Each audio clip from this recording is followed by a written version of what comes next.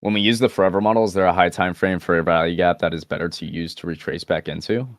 I mean, you should not be taking the forever model unless you see the forever model in a high time frame PD array. If you're just seeing the forever model points of confluences, but you're not anywhere near a high time frame PD array, it just I don't even care about it. I won't even look at it personally. So a forever model is only interesting to me if it's actually happening in a high time frame PD array. Does that make sense? Do you take into consideration that we have no manipulation on the daily candle of today? Well, you don't know that though. This whole move up could be manipulation. So you have no idea of that. You have no idea. This candle could end red today. I'm not saying I necessarily think it will, but you have no idea. This whole move up could be the manipulation. So that's where that daily candle takes all day to close, right? So there's no way to there's no way to know that by now.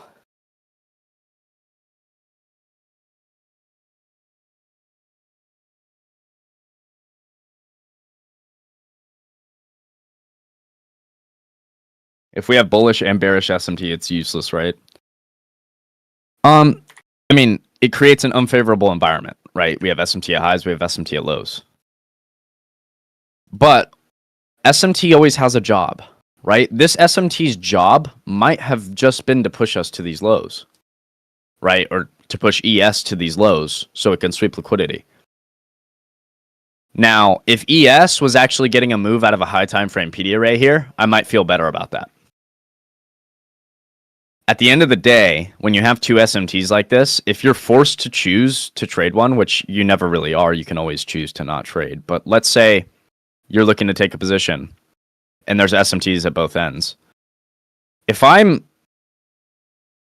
like kind of forcing myself to take a position there, I need to follow the SMT that is following high time frame order flow. For instance, right now, yes, we have that SMT at highs, but if I had to choose, I would have chosen to take the forever model long off London lows. Even though I don't like that play this morning, I would have had to choose that because that's the way the trend's been going. That's the way order flow is right now. But it's a low probability trade when you have SMT at highs and lows. So I just wouldn't even take it in the first place, to be honest.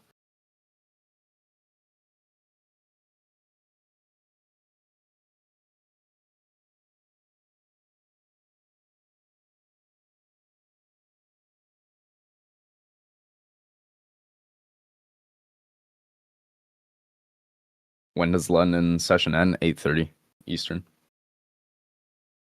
You waiting for Asia lows to get taken? Ideally, that would be the move.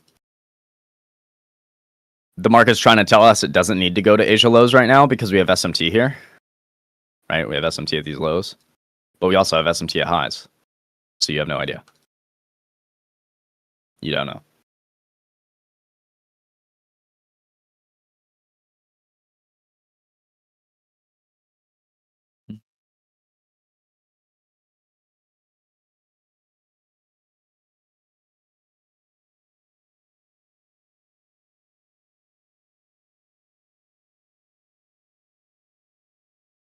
I mean, on this indicator, on the search and destroy profile, yeah, the London session ends at 8:30.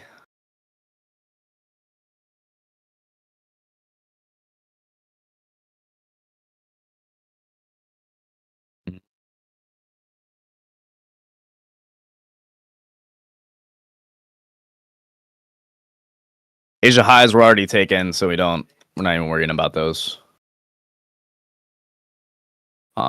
Rest of the market. Oh, we just opened. I was gonna read off pre-market.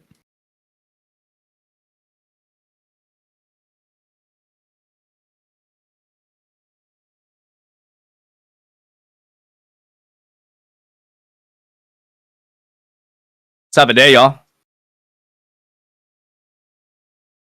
What do you even target if you're in a long position at the all-time highs? I wouldn't be in a position at the all-time highs. I mean, like, when you're long here, that's all you can target is the highs. Or you use fibs to give you some sort of standard deviation.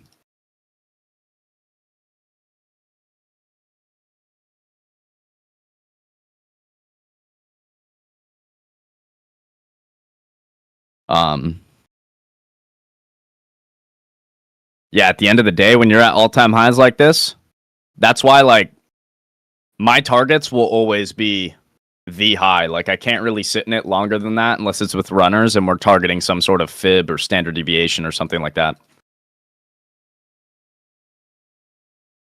No tap into the 4-hour PD array here. I don't have it drawn, but it's there. I would like to see this PD array get tested into to go long. We are trying to hold these lows in SMT, but there's no high time frame PD array here until we drop below London lows.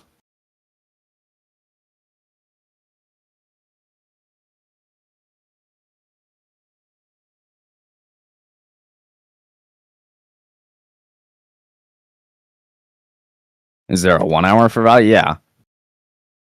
But if the 4 hours sitting right here, I'd like to see that get tested.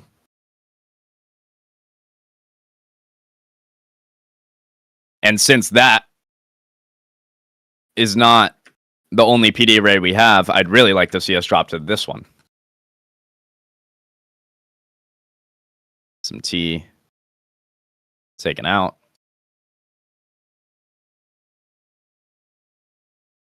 Okay, we're all logged in. Good.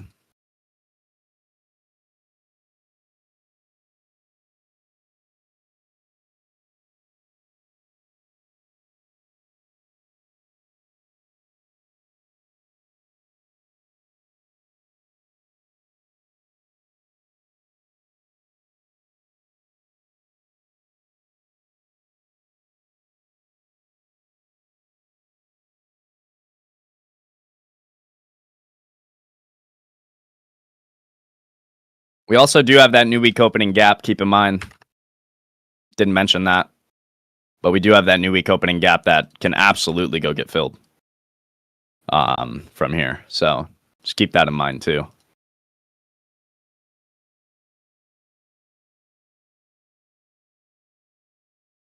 That lines up with the 50% retracement of this entire range we've been in as well.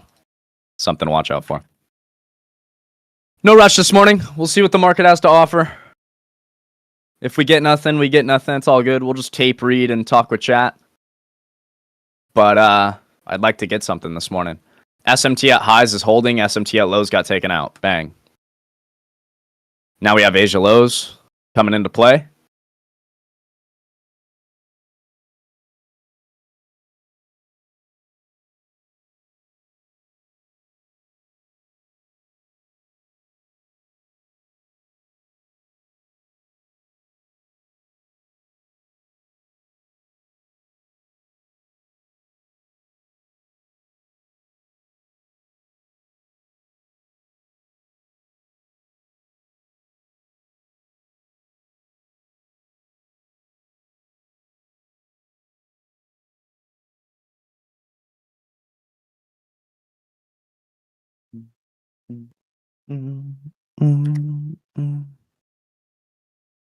Sorry if you hear me humming. I'm listening to music. My bad. Forget about that.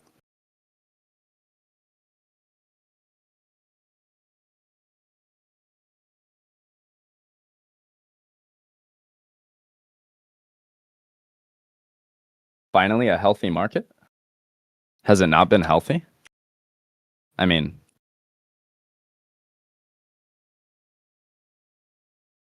is this not healthy?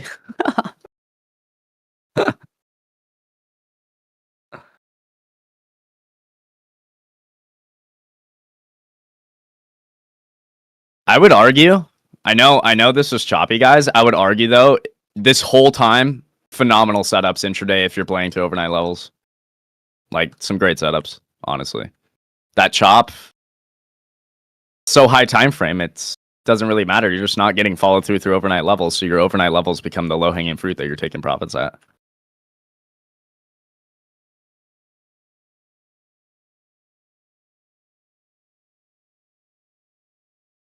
I don't think pumping for 6 days straight is healthy though.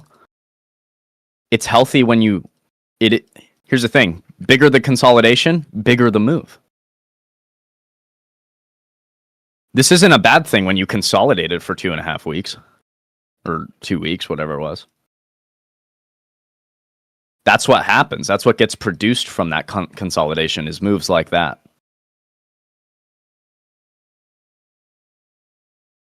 Ace sounds like 70% Justin and 30% Arcto. That's so funny. I've had, you know what's funny, guys? I started making content on Instagram and TikTok. This is before I even like actually talked to Justin yet. I just knew of Justin and learned a lot from him, but he didn't know me. And I remember I was making videos on Instagram, and I made this one video talking about just like getting genuine good habits from, or getting genuine satisfaction from good habits and not the dollar, you know, and just blah, blah, blah. And somebody in the comments, like plenty of people were like, you sound just like Justin Werlane. I'm like, that's funny. And then and then now I get in here and all you guys, that's funny.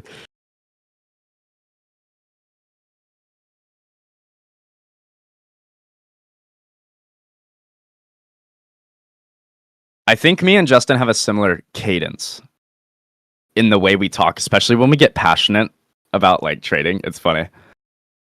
I can tell when Justin gets excited. You sound more sassy. I guess that's valid. Just know that it's never from a place of sass. It's always from a place of love, all right?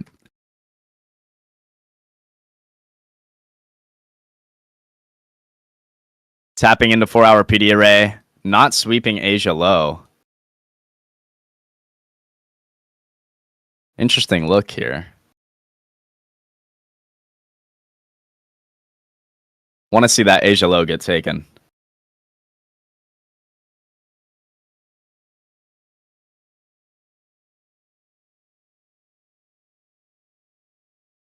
Bro, finally nice chart colors.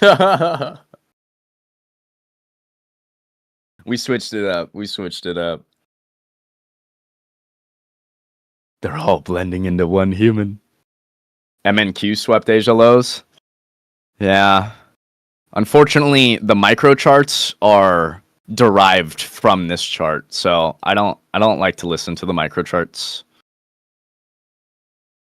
That all the orders that are being filled, all the big money that's going into the market on the future side of things is happening on NQ and ES, so what's happening on the micro chart is not going to concern me.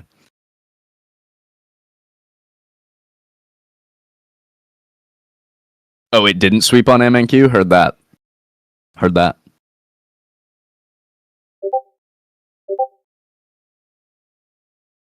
Did you see Pal at Nice? I did not. He does not. I've never seen him there.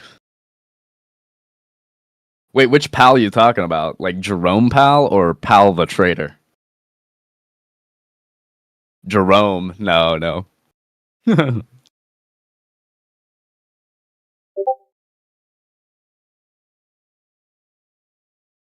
I'm trading on MNQ and MES, but in general, I've heard that I should be taking into account where NQ is. Dami, personally, I just watched the NQ chart. Like, I have no reason to watch the micro chart, personally. I only go to the micro chart when I'm gonna go actually place a position. No reason to watch the micro, in my opinion, personally. So, nice bounce. No Asia low swept yet. I would like to see Asia low swept. Put an SMT there.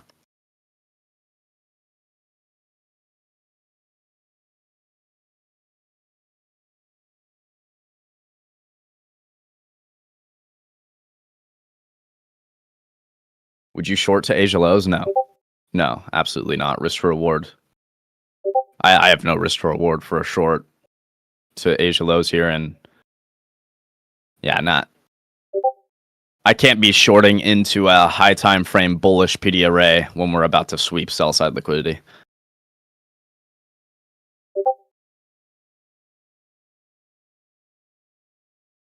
When market opens, is there any way to tell it's a sign of manipulating or just starting bearish order flow?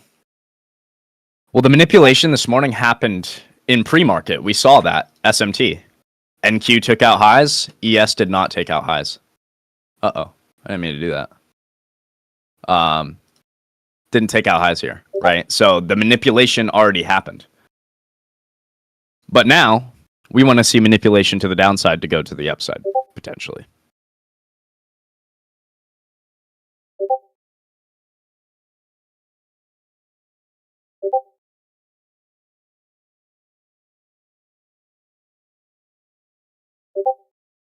What time is Asia session? 2000 Eastern, which is like I think 8 p.m. Eastern, right? Yeah, I think. Yeah. To 3 o'clock Eastern in the morning, and then from 3 o'clock Eastern in the morning till 8:30 Eastern in the morning, it's London for the search and destroy. Is trading becoming boring only to me or all of you? Brother, you're growing. Dia, welcome to the club, brother. That's how it should be. I know it seems counteractive, guys, and it seems like weird, but trading should 100% be boring, repetitive, the same thing every day. It's what it is for me. I'm looking for the same play every single day. Nothing changes. Same shit every day. I either get it or I don't, right? So, should absolutely be boring. And if it's not boring yet, don't worry. It's okay, right? It wasn't always boring for me either. But what I mean by when you finally get to a point where it's boring, that means you are doing nothing but just showing up every day, playing your plan, and doing the same things over and over that have worked for you in the past, repetitively, which brings success in trading.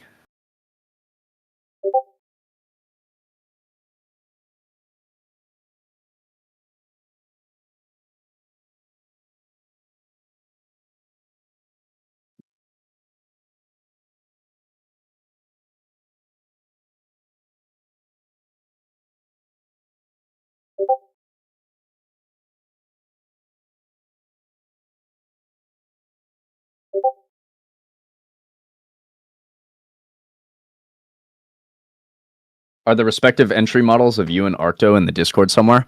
Oh, guys, Arcto, like Chris's entry model seems slightly different because I know he uses the first presented fair value gap a lot. But like his whole analysis is very similar. Guys, I am no different from Justin. Like, I am no different from Justin, guys. My entry model is his entry model. Like, it's the same. I literally have no difference. Everything in terms of the forever model and ICT I've learned from Justin, and that is, I'm doing it no differently.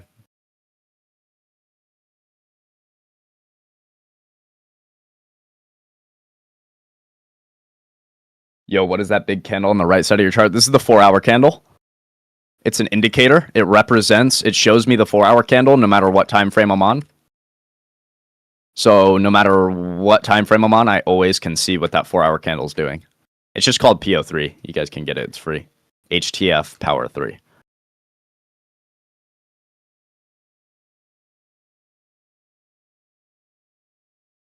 Chris has his Cairo model. Yeah, I love the name. Cairo. SMT. Did we take Asia Low? We never took Asia Low. But we're SMTing in a high time frame PD array. If we want to SMT, inverse this, change in the state, get running through this first presented for value gap, I'll long.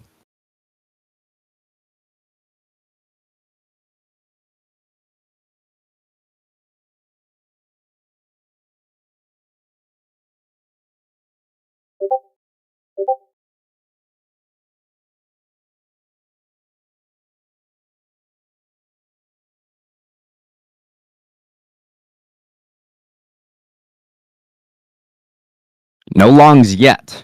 No longs yet. Absolutely no real confirmation for it yet. But if we invert this, which we're trying to do right now, and we get a change in the state, I will look to enter off that change in the state. What's the higher time frame looking like here?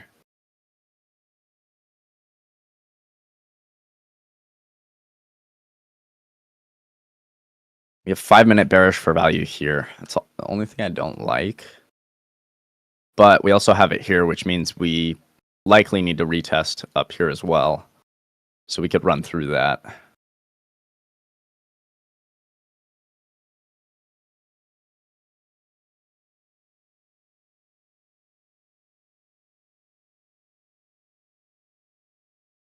See if we inverse price action here.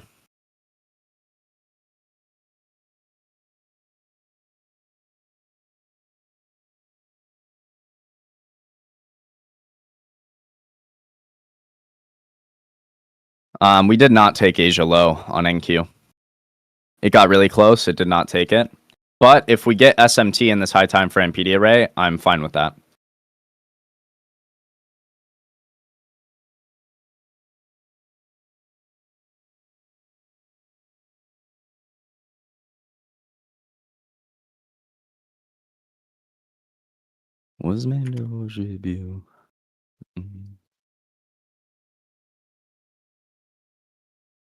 Price action not looking very strong through this for value gap yet. Let's see if it runs through. From changing the state, risk is about 35 points-ish.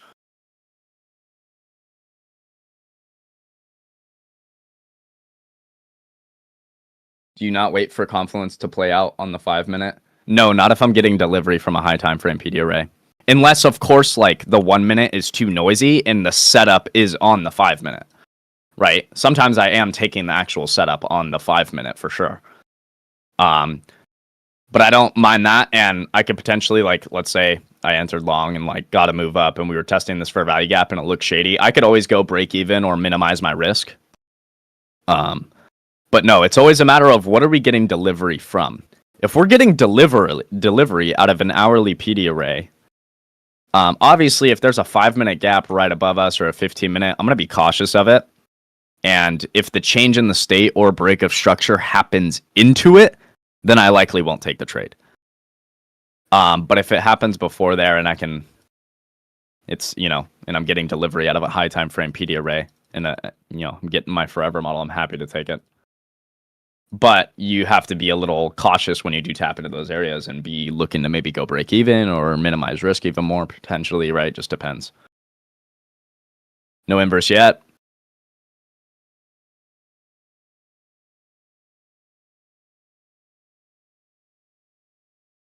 No inverse yet.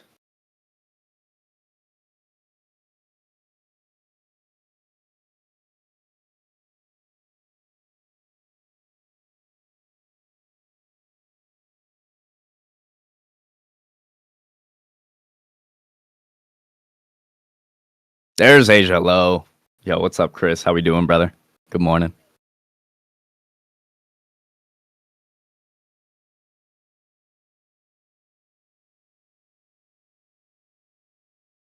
Yeah, we'll see if that new week opening gap needs to get filled. Don't necessarily think that they always do. Because I'll let you know that, I'm happy to see this filled, not saying I wouldn't want to, but just know that they don't always need to get filled. This is still never tapped into, I don't believe. Oh, wait. No, we did, huh? We did end up filling that. Never mind. I could have swore there was one we left behind from the past few weeks, no? Maybe I'm wrong. I could have swore over the past 2 weeks or so we left one of those new week opening gaps untapped. Maybe I'm wrong. Maybe I maybe I just didn't look at that correctly. I could have swore I remember we left one.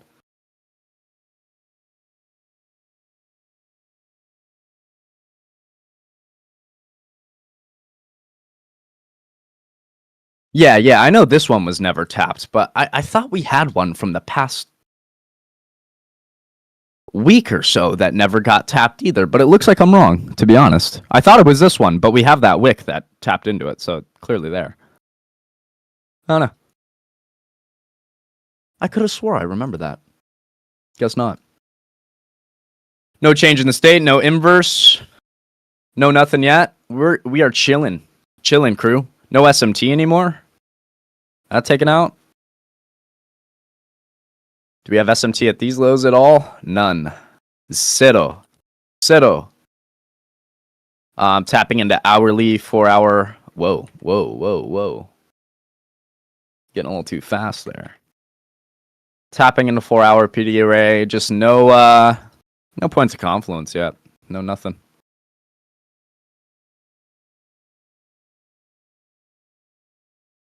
Do you reckon lowering size today? I mean, personally, I know a lot of people like to lower size on Monday because no news or this. I mean, Mondays have just been so good. I generally play it the same as I usually do. I'm not consciously sitting there going, I need to size down, really. But if you feel that you would feel more comfortable doing that, then I say do it. But I think it's really based off of your own data, you know? If you've done good in the past, and for me, like, for the most part, Mondays are no different for me than any other trading day. Like, but that's what has happened for me, right? That's the past I've had with it. So it's not necessarily the same exact thing for everybody. I mean, technically, a change in the state now would be here, but I wouldn't even be looking at that. Honestly, I wouldn't even look at that. I'd just look at it on a 5-minute at that point. Wouldn't even look at it on a 1 right now.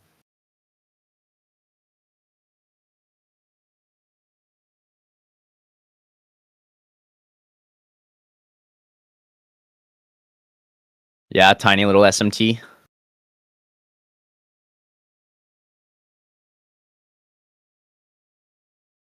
Guys, yeah, I don't use the second charts too much. Uh-oh, I didn't mean to do that. There's times for it. The times that I do use 15-second, 30-second is going to be for continuation trades, and it's not this. I'm pretty much never using them, to be honest. SMT, we have no inverse. Little baby SMT. I don't mind those baby SMTs, though. Those are still valid.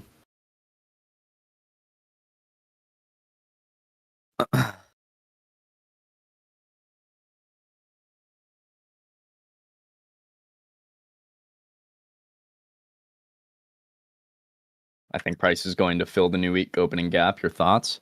My thoughts are we can do that, but if the market's going to tell us we get SMT in a forever model here, then it's trying to tell us that it doesn't quite need to yet. But I'm with you. I would expect that to get filled as well. We got 6 minutes till 10 o'clock here.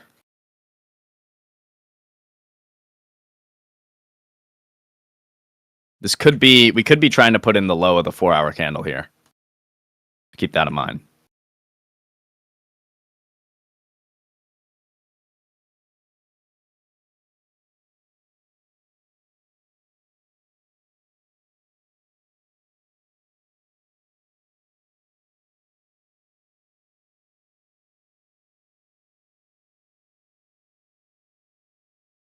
What time frame is the big candle again? 4-hour.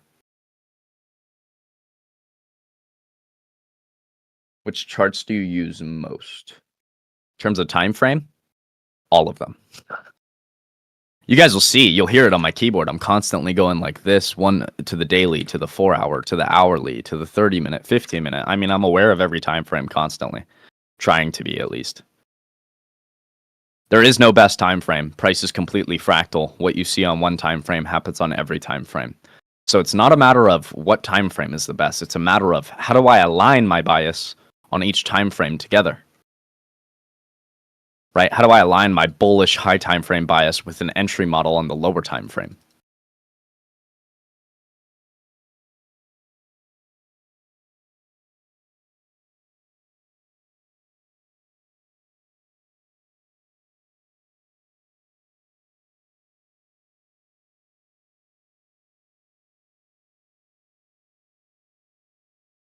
Mhm.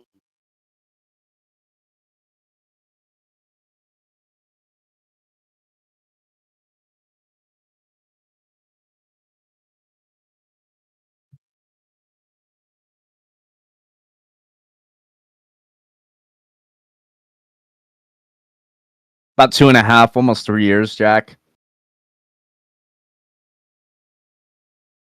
I mean, the biggest change is going to be not caring about the outcome. Again, I've said this before, but everything really changed for me personally when I got satisfaction from my plan, from practicing good habits, playing my plan correctly rather than fucking just trying to make a bunch of money. Let's see if this inverses. You do have first presented fair value gap here as well. Kind of a weird look this morning. This gap has been used decently here. Keep your hands right there.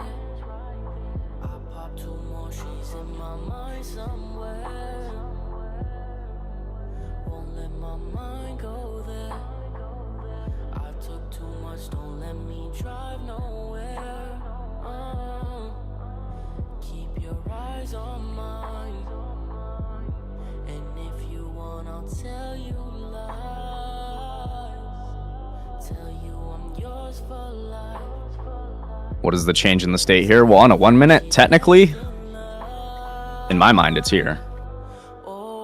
Last series of down close candles that swept liquidity.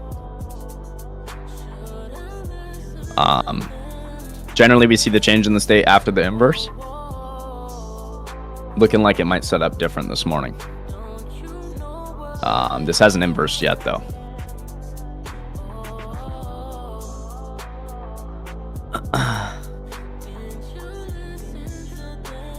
Not loving the way this looks, but we have swept the Asia lows, and we're in this 4-hour PD array, so definitely like the longs here better than the shorts.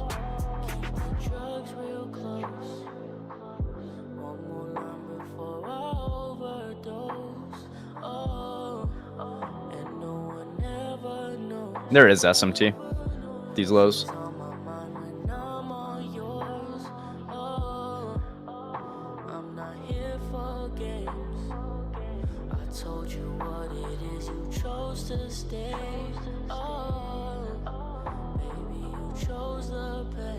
Yeah, MJ, absolutely. For me, I always start with the overnight levels in the pre-market. What levels have we swept? What levels haven't we? And then I start aligning those with high time frame PD rays. So like this morning, for instance, I looked at Asia low, London low, noticed we were down here, but I also, after marking those, what did I do? I went to a 4-hour chart. What do I also notice? 4-hour PD array sitting in at Asia low. So this means if we're tapping into Asia low, sweeping, and we get a forever model, I'm bullish to London highs.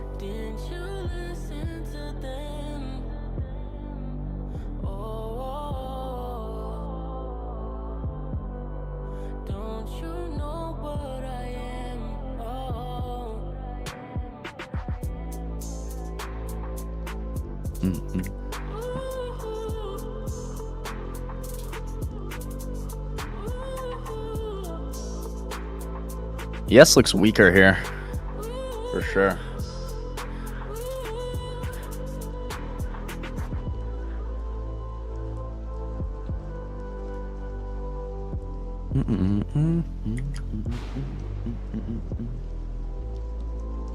Is midnight open important?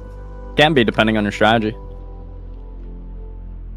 I don't really use it too much, but sometimes it could be a good spot to rebalance too.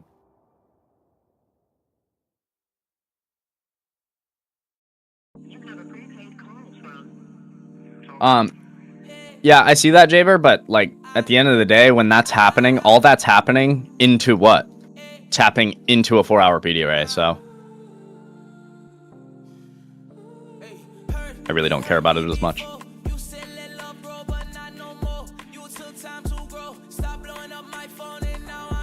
If we were getting that and we had no PD arrays all the way down to here or something like that, then yeah, right? If we just had like all these candles up that were lacking distribution, then sure.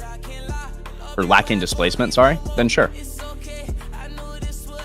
But we've created fair value on the way up, and so that hourly setup you see, I just don't. For me right now, I don't care about it. May I care about it later? May this play out? Absolutely, it totally could. I'm not saying it can't. As of now, though, it doesn't concern me quite yet because we're tapping into 4-hour bullish order flow. As of now, we're seeing some rejection off the first presented fair value gap. Just looking weak here, honestly. Not a whole lot of strength on either side that I see, but we're just kind of accumulating to start the morning. So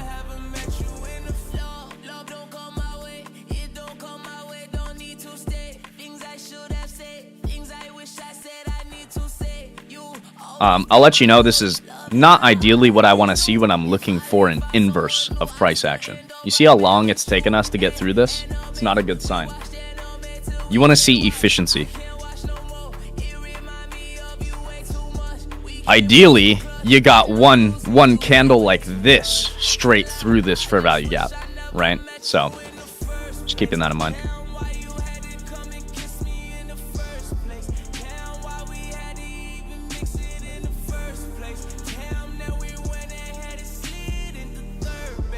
Better to wait for the first presented to inverse or a close above the change in the state. I use both. So generally, the inverse fair value gap will come first, and so my entry is the change in the state, which comes second.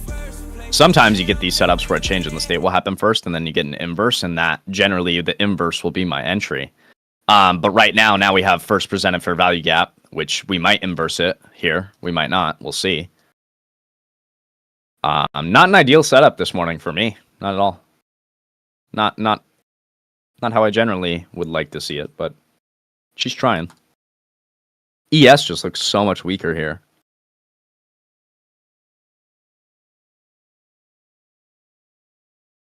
But consolidation. Sideways price action. 10 o'clock just opened up as well. Tapping into 15-minute bearish order flow, just rejecting. I don't really see anything I want to take right now.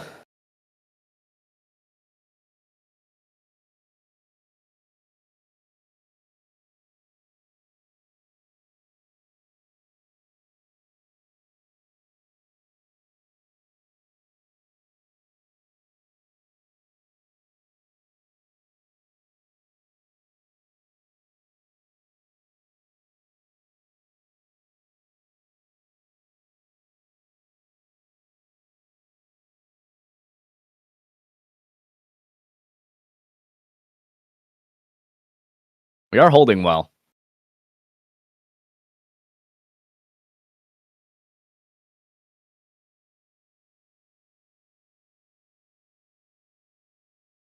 What is the thing with the first fair value gap? The first presented fair value gap of the day is just always so reactive. I'd say Chris uses it for entries more than I do. I don't really use it a whole lot for actual entries most of the time. Well, it depends. Sometimes like it becomes the inverse of the forever model, and then I am using it. It just depends.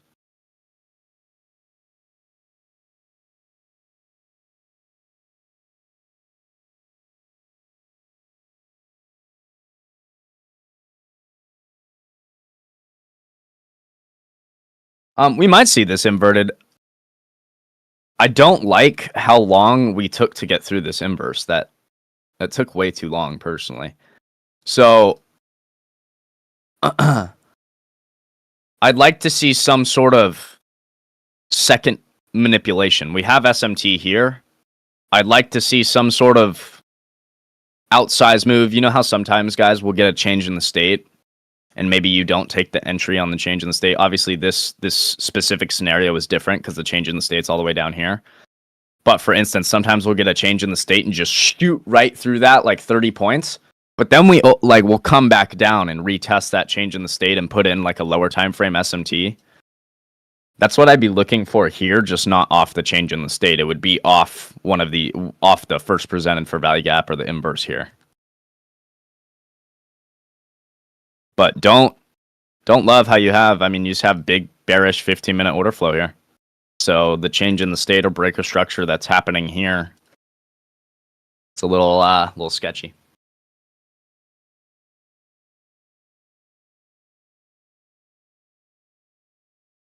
Yes, Maximus, this does look like accumulation, although we have seen manipulation at the lows already. If we're lucky, we get a better SMT put in, honestly. We get another leg of price action down in a cleaner entry model. Because again, if you're asking me if I want to enter on this inverse, I mean, I don't love it. Not when usually, like for instance,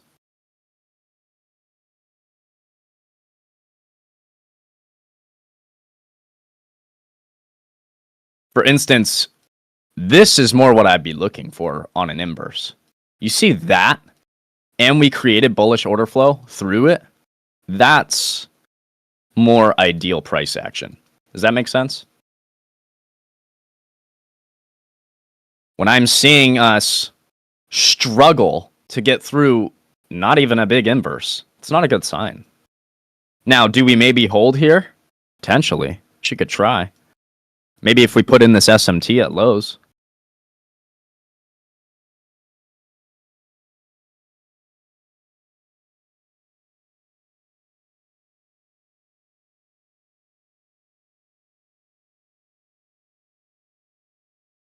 When you guys talk about levels, what do you mean? Just the levels on my chart. I mean, if I ever say levels, I'm referring to any of the levels that are on my chart. London low, London high, Asia low, Asia high, any of those. Or PD array levels.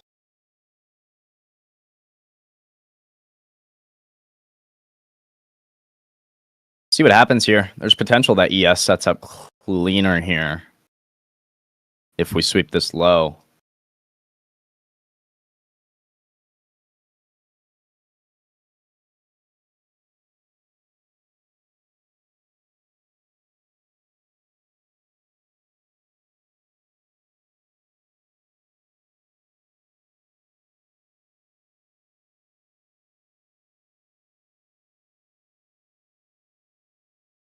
I mean, Zam, I think that's awesome with an 80% win rate, but my only issue is what's your risk?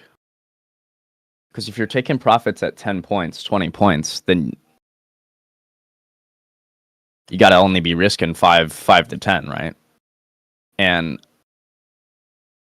I don't know. I just think that's tough. But people can do it. Not saying you can't. Just depends if you're more scalpy.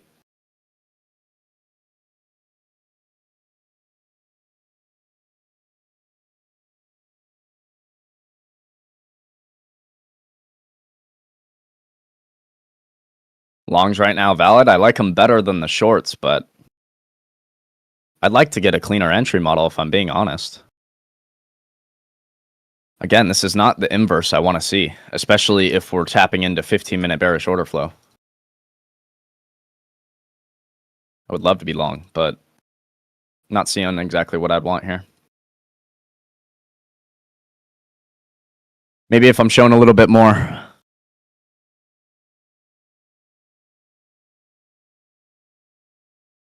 Because with how long this is taking, guys, this is making me think we end up running all this for a new SMT and then we get it. Does that make sense? When it takes this long, I might be wrong, right? This might go.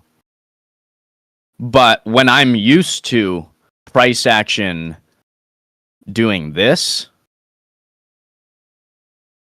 right? I mean, we put in this SMT, we inversed, and it was off to the races from there. And so I have trouble trying to long this right now. I mean, right? Doesn't this look like it's struggling a lot more than what I just showed? So I do have a hard time trying to take this right now, honestly. I'd be careful. But it might play out.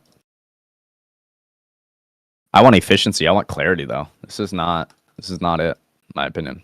At least you have relative equalize. You are trying to hold this inverse. And that was a nice candle, at least, finally.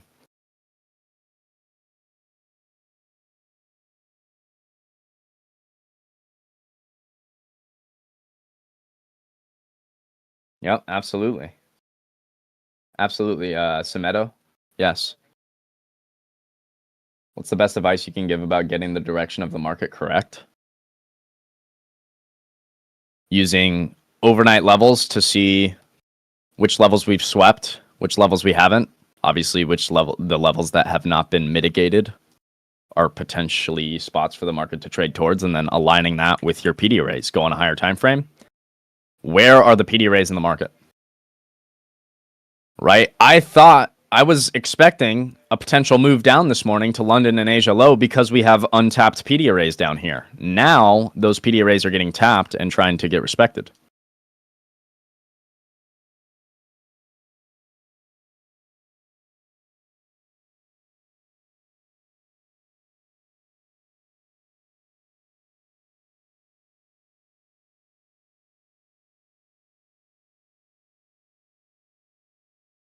Love can change your life.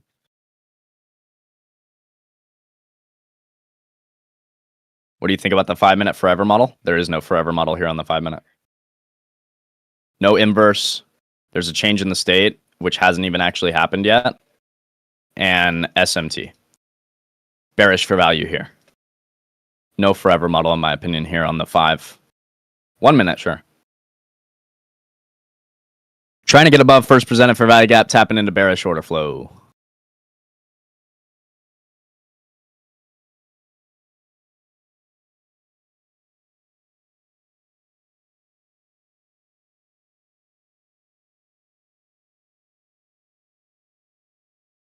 Nice, Gabriel.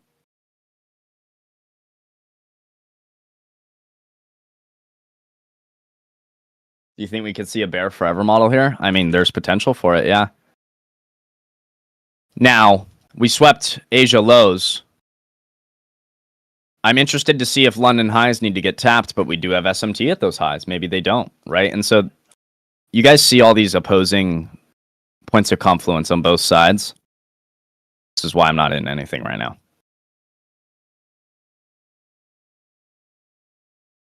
Lots of opposing thoughts this morning. You have potential to trade back here, but also potential to not because you have SMT. This forever model could potentially play out, but you're tapping right into bearish order flow. Right? You see every time I have some point of confluence for the upside, I have an opposing point of confluence for the downside. Right? And that is not efficiency. So I'm chilling right now.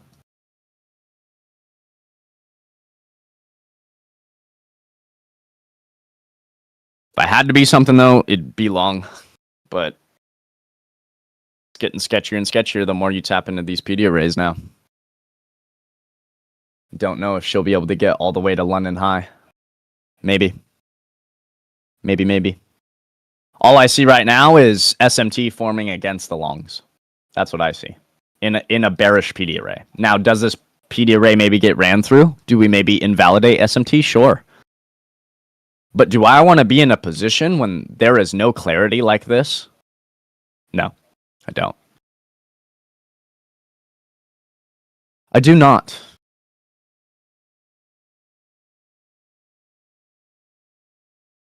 PD array is just fair value gap, order block, any of those. When I talk about PD arrays, though, I'm generally pretty much just only talking about fair value gaps. Or new week opening gap as a PD array, right?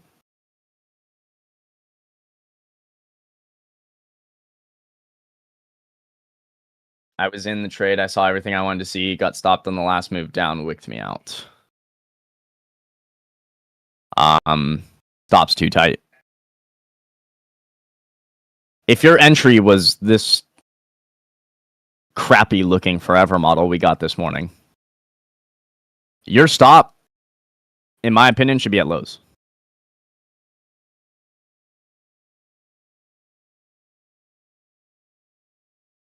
And then as you get manipulation, like I think we have a tiny little SMT here, right? This little SMT here, yes, you could potentially move your stop up to that low now, right? But stops always go at the protected low for me.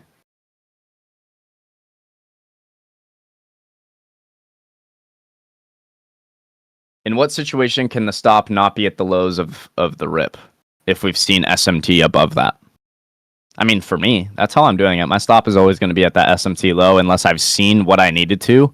Like, there's definitely times where we inverse so aggressively that I'm like, I do not expect us to even come back to below this inverse or above this inverse. And so I'll place it below or above the inverse that we have.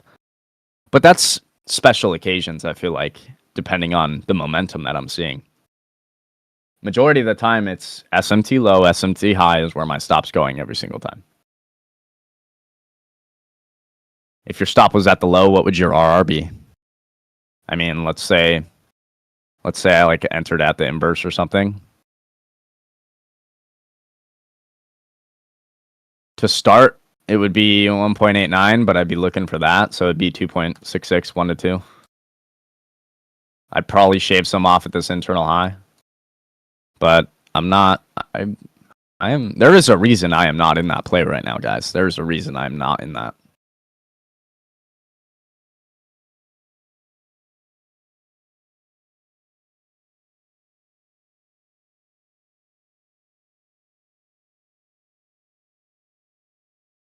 After changing the state on the 5 and 1 minute inverse, I wanted to remove all risk. Understood. But there's still potential for you to trade back to those areas, so that's where until I have protection at that area, I can't be changing my stop like that. What's your advice for break-even traders? Trade less. 9 times out of 10, from what I've seen from a lot of break-even people, is they have too many unnecessary losses. A lot of the time that just comes with having a definitive time that you trade every single day, not changing it.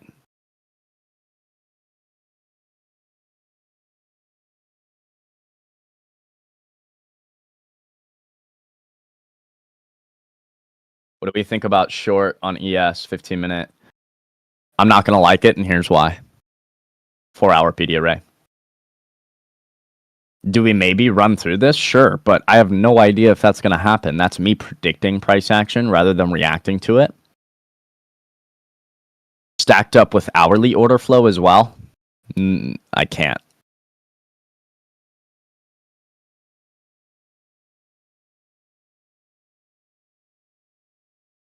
It's neither looking good for longs or shorts, in my opinion. I like these kind of days. It helps me test my patience and FOMO. Yeah, well, I know these days kind of suck. And it always sucks when, of course, we're trying to stream live trading. But it's great because you guys get to see what my mindset is, too.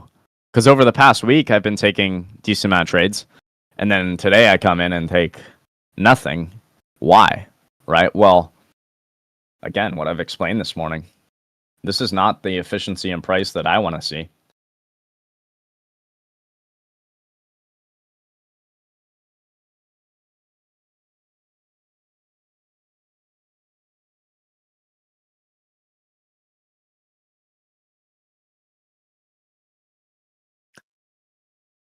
Just be careful on the short, guys. I'm not saying it can't work out. I'm just saying you're taking a short into 4-hour bullish order flow. But play your plan. Do you.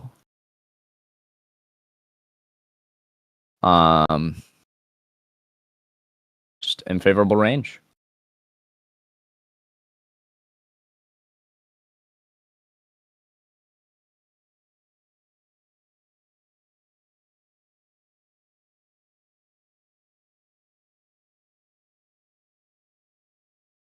Do you have a moment when trading just clicked for you?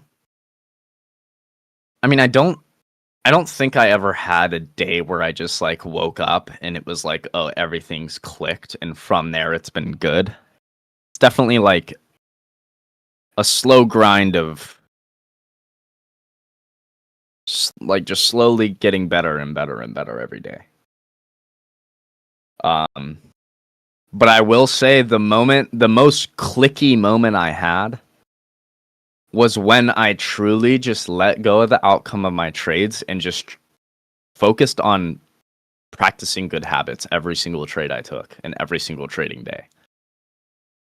That is the closest thing to it clicking that I have.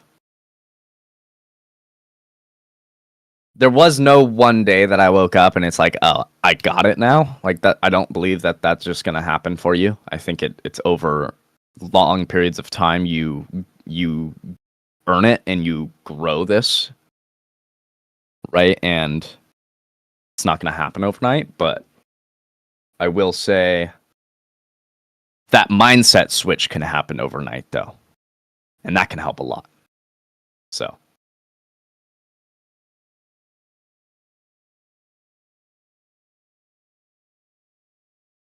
Facts. Yeah, Affin, I know it's tough. Guys, do you think I don't want to press this button, bro? That's what I don't think like a lot of you guys understand is that I used to be like so degen. Like in my heart, I'm still degen, but I just won't let myself ever do that because I know the outcomes of those actions. Right? I still will think that way. It's funny. It never really goes away in my opinion. But you just learn to not listen to it and you learn that that is not what brings me success in trading. So irrelevant, right? It's irrelevant. Right? I know a lot of you guys probably think that you're probably sitting there thinking, how does Jordan not feel any FOMO or not feel like he wants to be in a trade at all? Dude, if if it was all up to me, I'd be in 100 cons right now. But guess what? It's not. It's up to my plan. My plan tells me what to do, and I follow that religiously because I know every time I veer away from it, it's bad.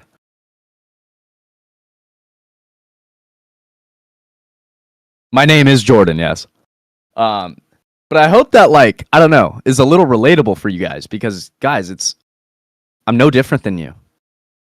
It's just I don't let those emotions make decisions for me. It's that simple. Like, I am no different. I'm not letting those decisions make an actual decision for me.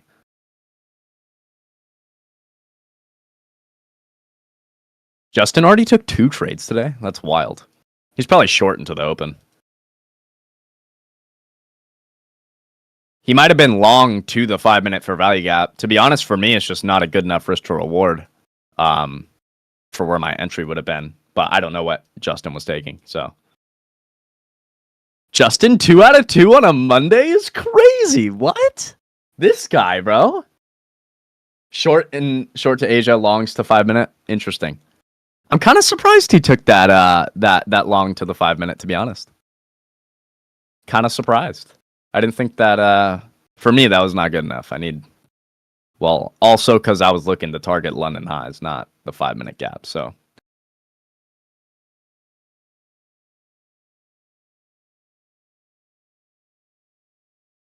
Bro, when I look you up, you're Justin now. I'm lost again. Wait, what? No. I am Jordan.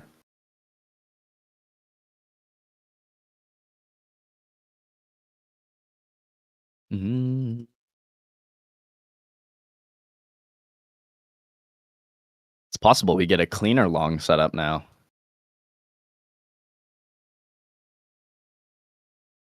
Mm-mm-mm-mm-mm.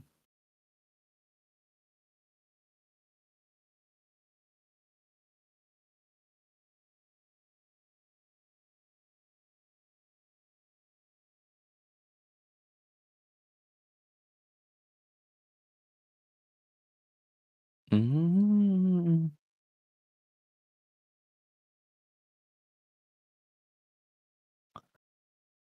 Such a weird range this morning. Look at this.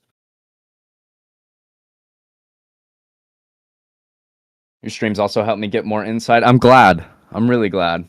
Yeah, guys, I hope I'm, supplying for you guys. I know a lot of the time since it's Monday, depending on how Monday is, I might not be trading or whatever, but I always love hopping on with you guys, and no matter what, whether we're trading or not, it's always great being with the crew. Do you ever trade gold? Not really, to be honest. Gold right now is just in consolidation on the daily. We have not done anything. I kind of want to see us get to these lows, but we're trying to sweep these lows in this PD array, so we might not. But yeah, gold's interesting. Not something I trade much at all.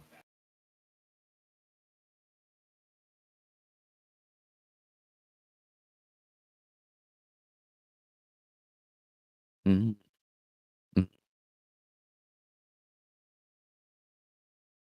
No.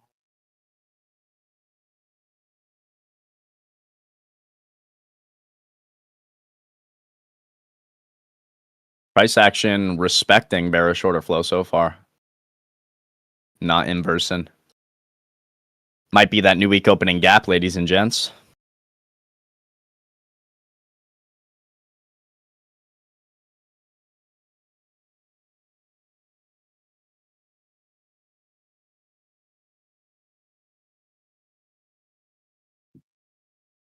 Why is this short low probability?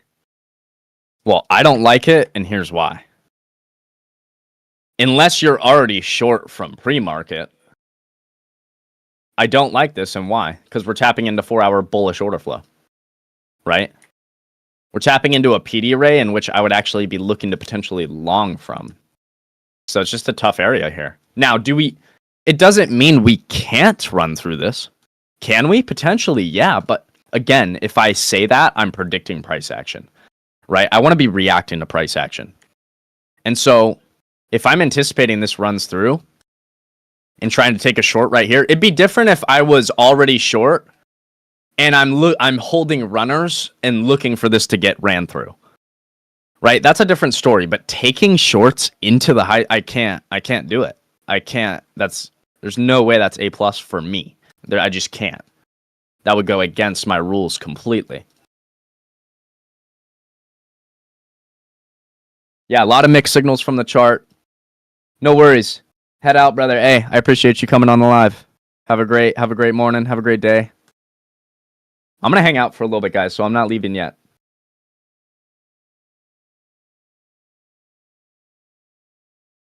But what if you just target low a day? I mean, you can, but you have manipulation at low a day telling you that we potentially don't need to go back there if we get a change in the state to the upside. If we get a change in the state to the upside here, this SMT is valid. If we don't, which we haven't yet, it's potentially invalid. And even, let's say, okay, you're short to lows. Where's your risk then? If your target's here, where's your risk? I mean, this could potentially trade all the way. You have SMT highs, so that could be your protected high. This could potentially trade all the way back to these highs.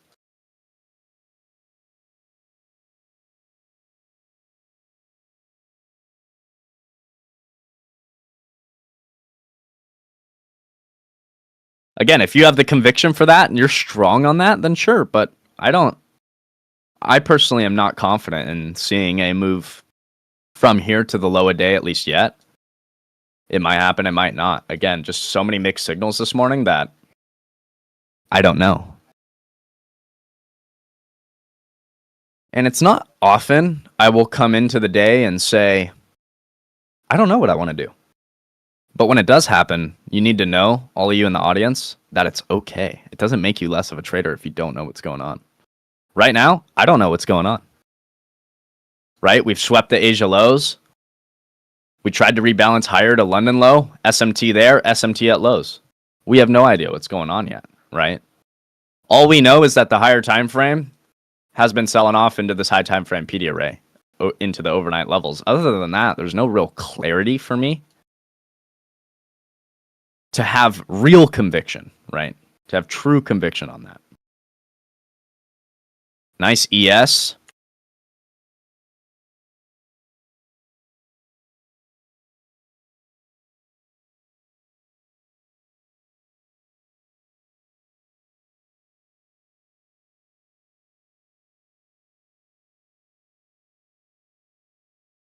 Seb, I always say this.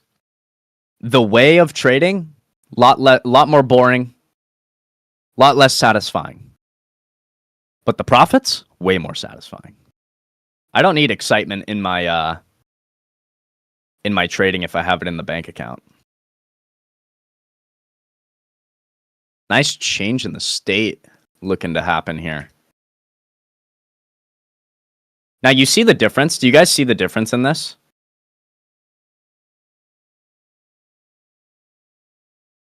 Do you guys see the difference in this? Why did I mark that as buy side? Do you see the difference in this change in the state? Or in this inverse and the change in the state here?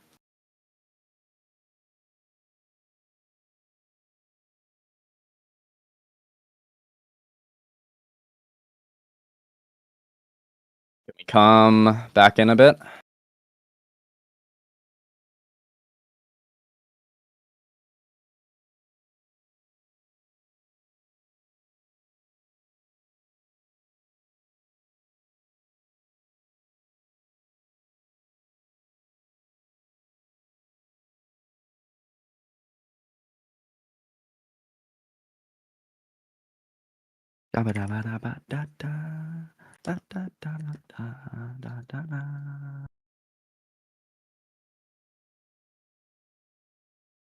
Looks like we're going to form a fair value gap here.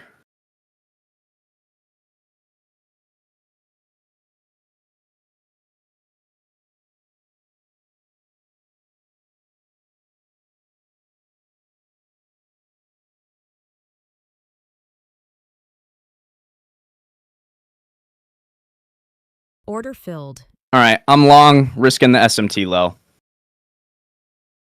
into these highs. And we'll let that play.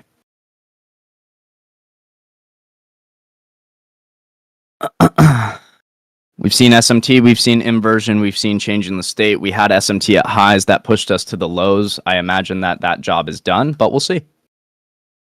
We've already tested the 15-minute gap and gotten a reaction out of that. I'd like to see us go test that again since we are getting this model set up. So I'd like to see us go test that now again. I'm going to have to be forced to probably go break even on this when we break into this PD array, if we do. If we break above this high, I'm probably going to be forced to go break even.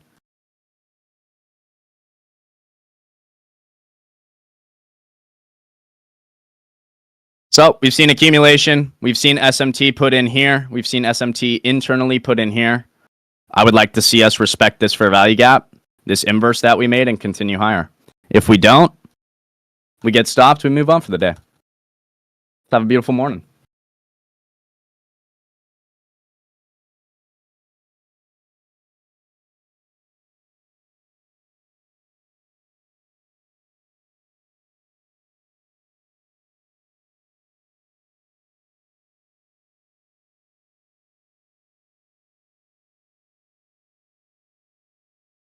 I'm also going to run a standard deviation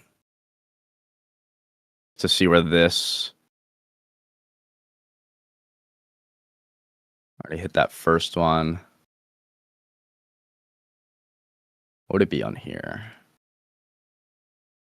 Oh, baby. That would be nice, wouldn't it?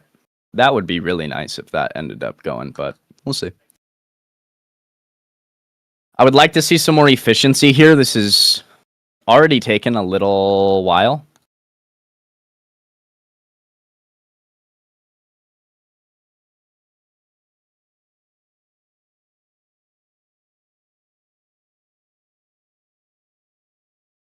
Do you take partials? It depends on the position. I'm totally fine with taking partials, but if I do, like, for instance, I'm in 5 contracts. Let's say I took partials at this high. I would take 4 out, leave 1 runner. Or vice versa. Like, or I'm just taking all out. I'm pretty much not trimming ever. If I am trimming, it's majority of position, and I have 1 contract left, so...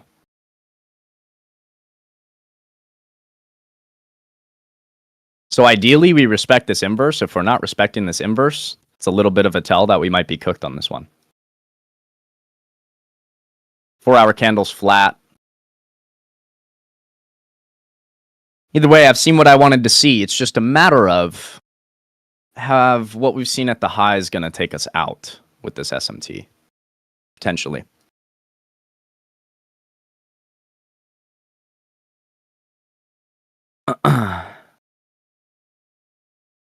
I don't mind taking it a shot on this one, though. I was not going to take a shot on this setup, though, guys. I was not taking a shot on that. No efficiency. At least here, we have some actual, well, efficiency since I entered, no. But efficiency of the inverse, right? We actually had good price action inverting that. Good price action getting exchange in the state. So I do like that.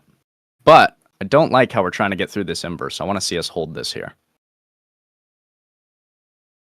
Might get taken out at the SMT low.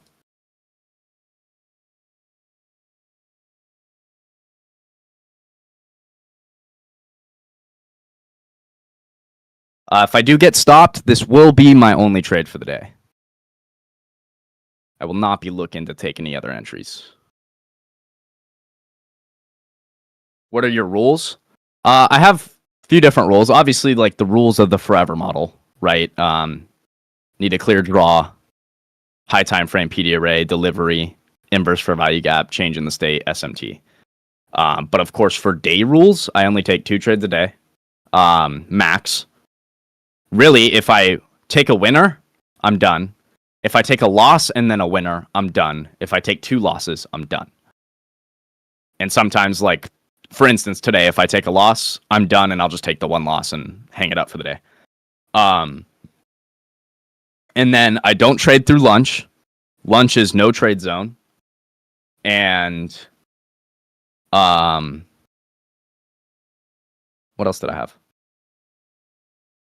Pretty sure that's it. Why didn't you wait for new week opening gap fill? Because the market's trying to tell us that it potentially doesn't need to go there yet. I'm with you. That new week opening gap can absolutely get filled. But if we're tapping into a 4-hour PD array and getting a forever model, the market is trying to tell me that it doesn't need to go there yet. Maybe we do trade to that new week opening gap, but maybe before then we get a forever model and then end up trading down there. Right? So just matter of what the market's telling me. Now, it's potentially the setup fails and we end up going lower to that new week opening gap. And in that case, I'm just wrong, and that's okay. Like, no big deal. I'm wrong. We take the loss. We move on.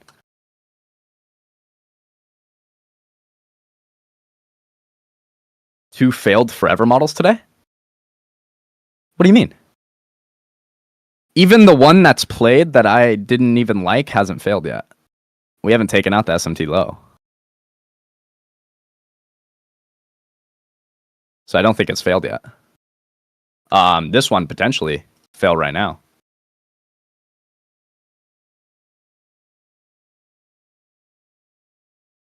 Was this a 4-hour PO3 entry?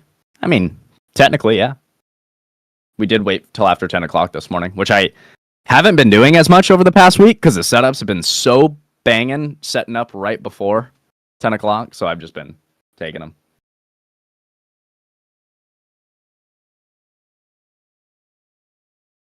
Why do you think this one might have failed? The SMT has a bigger job than what I think. The SMT is going to push us farther than what I think. That's where I'm wrong here. Let's see, we get stopped. We about to get stopped on. ES took out the low a day here.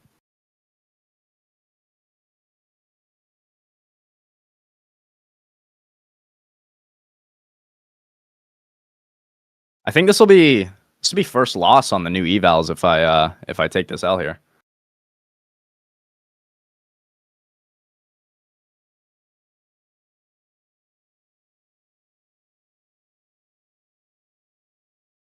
Can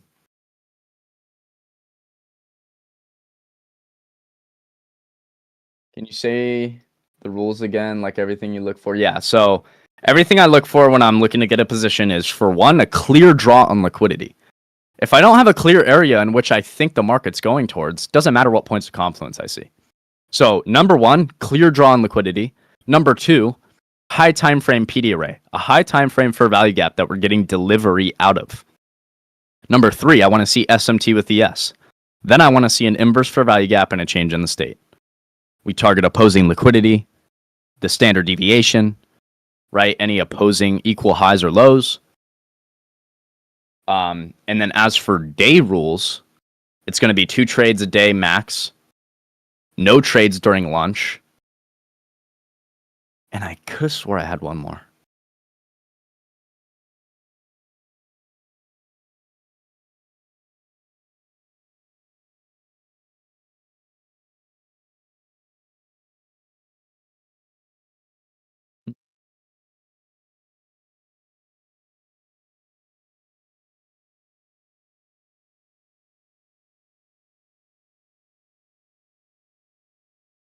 Yeah, there's potential for it, Jack, for sure.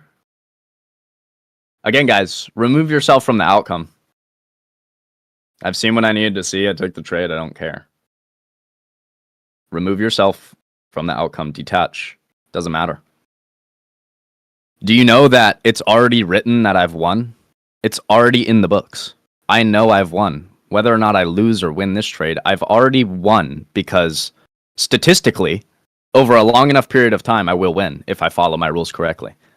That's where it becomes so much easier to detach from the outcome, guys, is I know I've already won. It's already written. It's in the future. I've already won. It's already there. I've already won.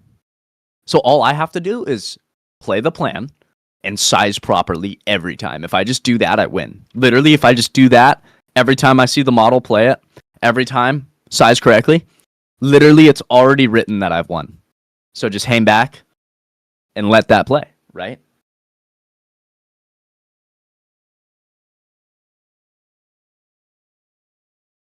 Imagine it just reverses 0.75 from stop loss. If that happens, Jesus Christ himself was here this morning with us. Well, he's always here, but you know, he was extra on our side today. David Goggins SMT. Oh, you know what I didn't do? I always forget to throw this up.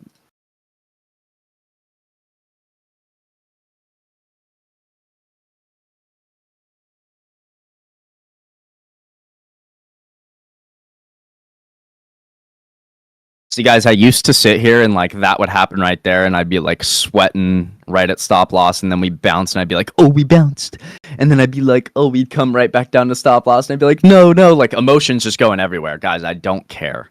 You'll notice the tone in my voice doesn't change.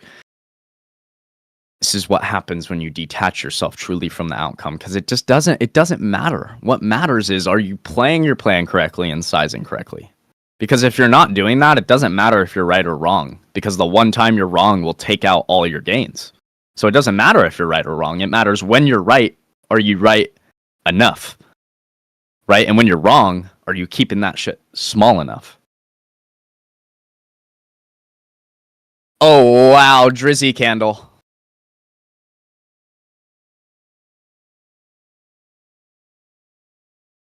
Drizzy! Why, hello there, Drizzy.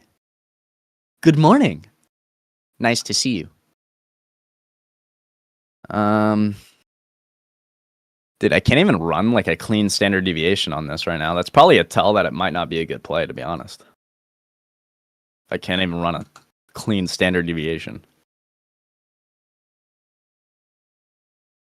Coming by surprise in my brand new whip. Gone.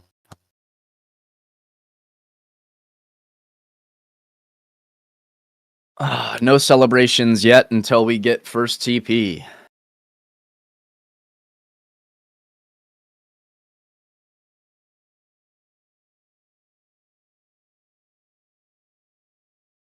What are we doing? What are we doing? Not great, PA. No, it's not. We're getting into 11 o'clock here.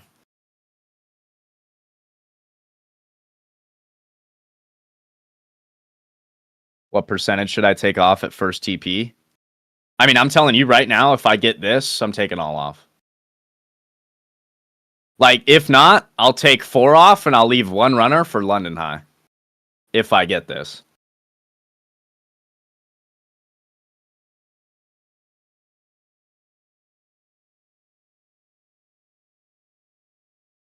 How important are macros to you?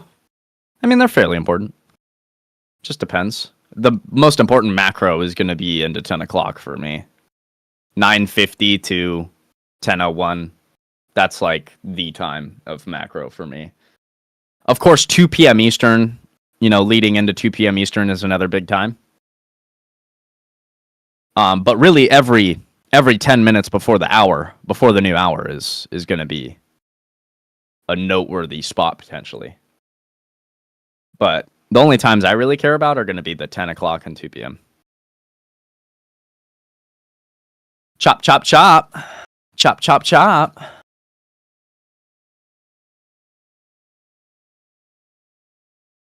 It's taking too long.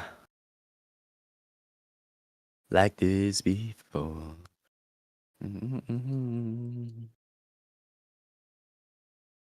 4-hour candles trying to flip red. That's not a great sign. Might be consolidation to go lower. Was 5 contracts a de-risk day from you today? Yeah.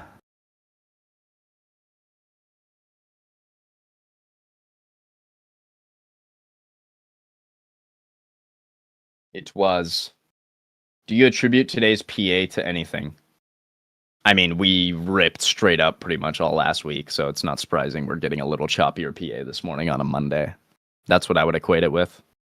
I mean, right? You look at the chart.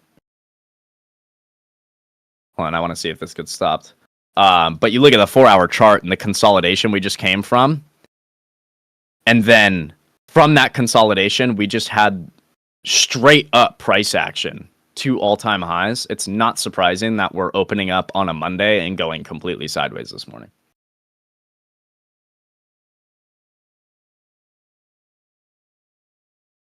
Oh, wow. Fasu. Hey, I appreciate you tuning in, man. Damn, this guy's dedicated. He said it's almost 1 a.m. in Melbourne. Whenever I say Melbourne, I want to say it in my Australian accent. Melbourne. It's Melbourne. Oh, bro, go get some sleep, man. Go get some sleep, brother. What a G. You guys are G's being up that late, man. L accent. Fuck, my bad. Melbourne? Melbourne. It's not Melbourne. Melbourne. Heard that. I'm trying to go to Australia. Never been. For taking profits on Top Step, would you just hit limit sell, leave Forerunner? Yeah. Yeah, like for instance, it would be this.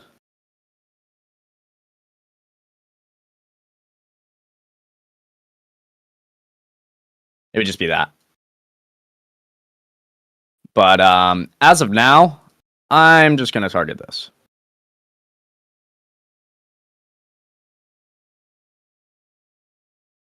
Oh, holy accumulation.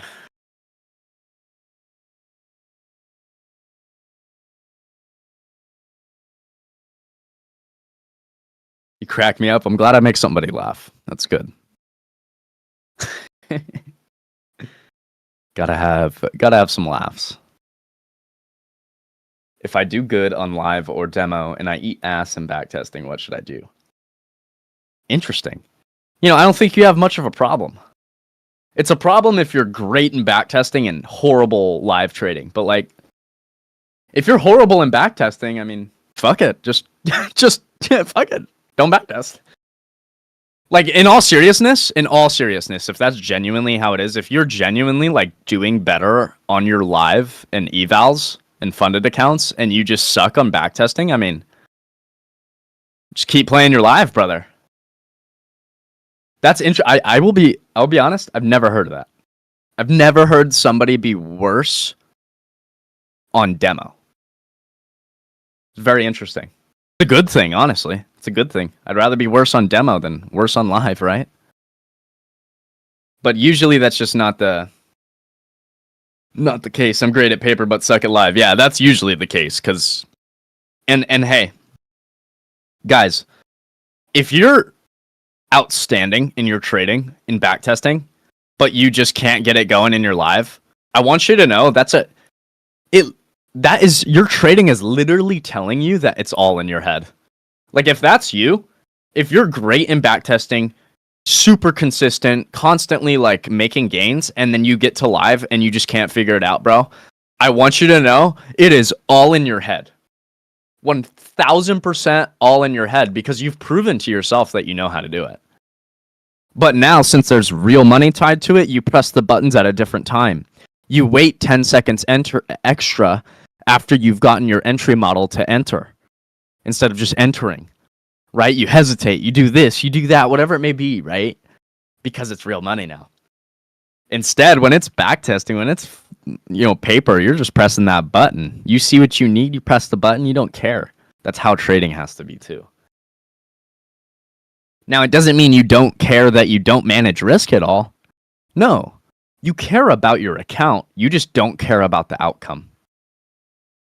I care about my account, so I'm going to risk properly, but I do not care, win or loss, what happens. Therefore, right, we just enter when it's there. Yes, backtesting is great to prove to yourself that your model works. Absolutely. Is that break-even point on this bad boy at 10:12 a.m. high? Yeah. If we run through this, This high, that's break even for me for sure. Until then, I can't go break even because we have the SMT low where we're at. So make it worse.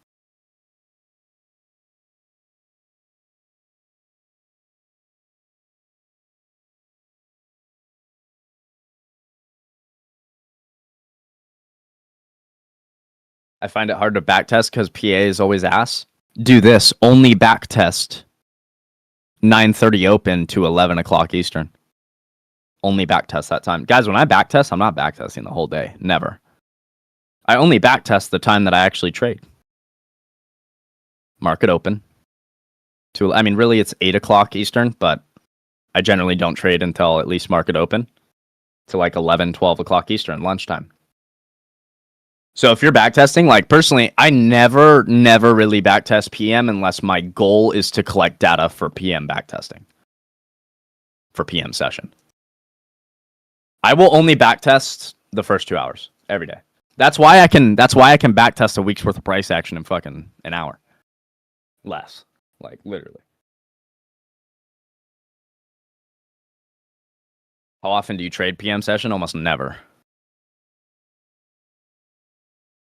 Yeah, no worries. Always happy to answer questions, guys.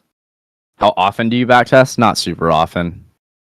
On the weekends, every once in a while, maybe. Or like if I'm going to make a video for you guys, I'll backtest. Sometimes I'm just bored and I want to throw a few trades on. You know what I mean? But obviously, like, market's not open or there's no, like, setups on a Sunday night or something. So I just kind of practice and backtest. I do find myself, like, Sunday nights to kind of get ready for the morning, do a little week's worth of backtesting session real quick. Especially because, like, guys, a week's worth of backtesting, if you're only doing the morning, takes like fucking 20 minutes. It doesn't take long. Would you enter this trade now?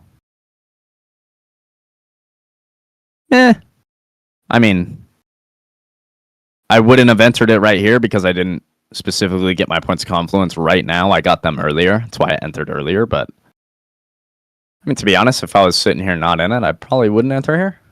No?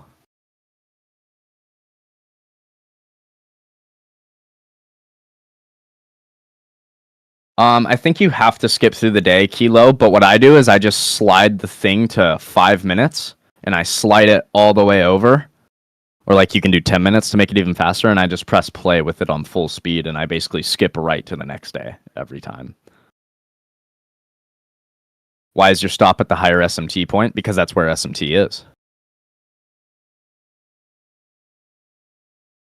My stop goes at that SMT low because the market's put in SMT there. It's put in manipulation. Not the lower SMT? No. Now, originally, if you're taking the original position, yes, your risk is here. But since we put in SMT now, risk can go at that SMT low. Doesn't mean it won't necessarily get stopped. It just means that the market has told me I can have my stops here and not here because there's SMT here. And if there's SMT here and we're truly going to get any sort of law model from here, we shouldn't drop below these lows. Right? That's what we know.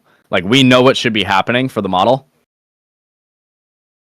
If we're respecting and going to go, we shouldn't drop below these lows. I'm already seeing price action that I wouldn't want to see. We just inverse this gap. That shouldn't be happening if we're bullish here.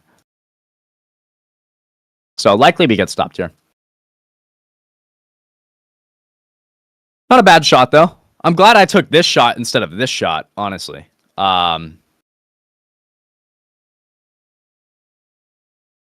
this one was actually aligned with what I was looking to see. This one, points of confluence were there. Efficiency was just not there. And then we only got to the 5-minute gap anyway. So I was happy to see another leg down, but it doesn't look like this leg down is really gonna perform for us, to be honest.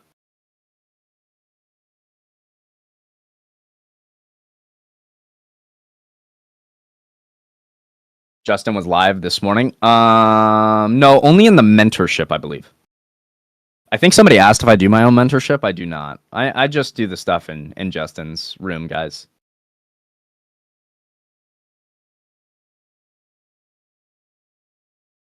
Best practices with moving stop loss when in a trade. For me, it's always about the SMT, right? If we get a forever model, we're going to do this.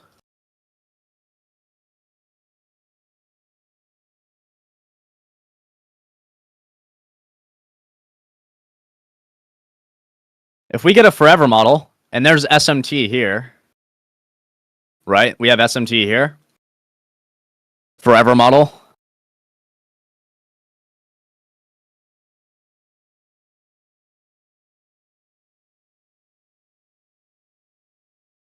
Let's say we have forever model like this, right? SMT here. My stop is where? Well, if I'm long, my stop is SMT low and we're targeting highs, right? Well, when the market makes this change in the state and comes back down, let's say we make an SMT here. Let's say we do like, I don't know, let's say we did like some sort of internal SMT here. The market has now told me that I can go from position being, or let's say position was at the change in state. Market is now telling me that I can go from this being my risk to now this being my risk. And potentially, if there's another entry model, I can add. Let's say there's an inverse here with an internal change in the state that happens as well, right? Or whatever. I can now potentially add to my position to make this risk the same risk that it was at these lows, right? Because market has told me SMT. Now, let's say we get another SMT at these lows. Bang. Market's telling me I can move my stops up even more. Break even stop now, right? I hope that makes sense.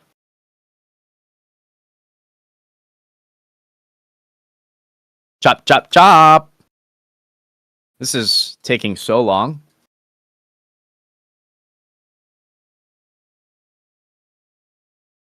Stop it out already.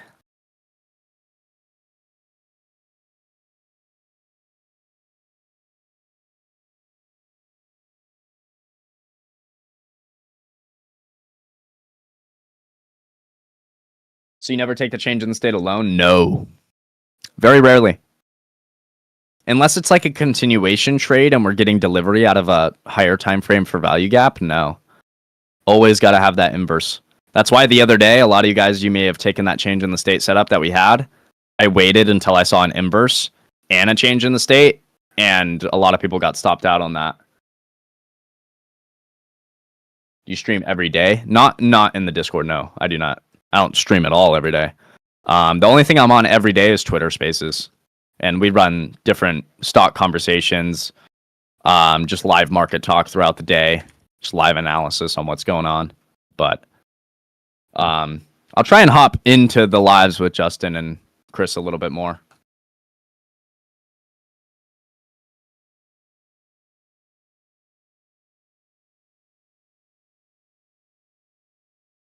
What's most important to journal when backtesting? I would say, I mean, when backtesting, you're really just trying to figure out what really works and what doesn't. So I would, every little thing that is helping you, I would write down and take note of, and every little thing that's hurting you, I would write down and take note of, and start to change your trading based on that. Right? If you're noticing every single Monday, for whatever reason, you just can't win, just cut Mondays out. If your P&L continues to tell you that you just suck on Mondays, just cut it out. Right? Things like that.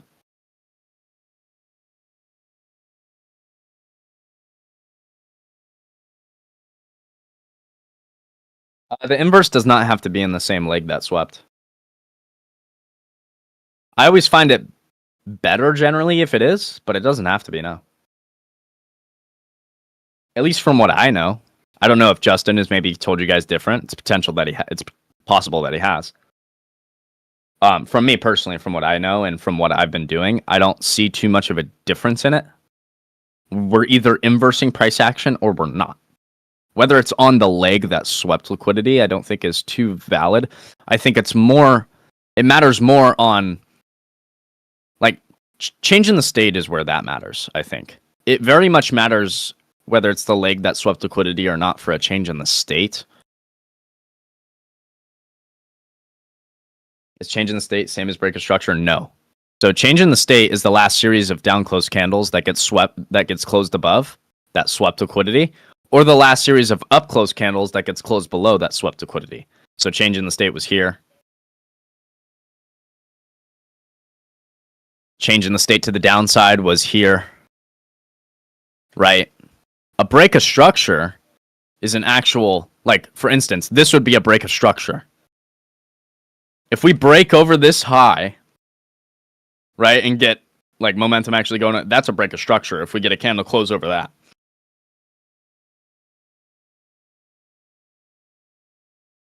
Every time we try and go higher, just getting slapped.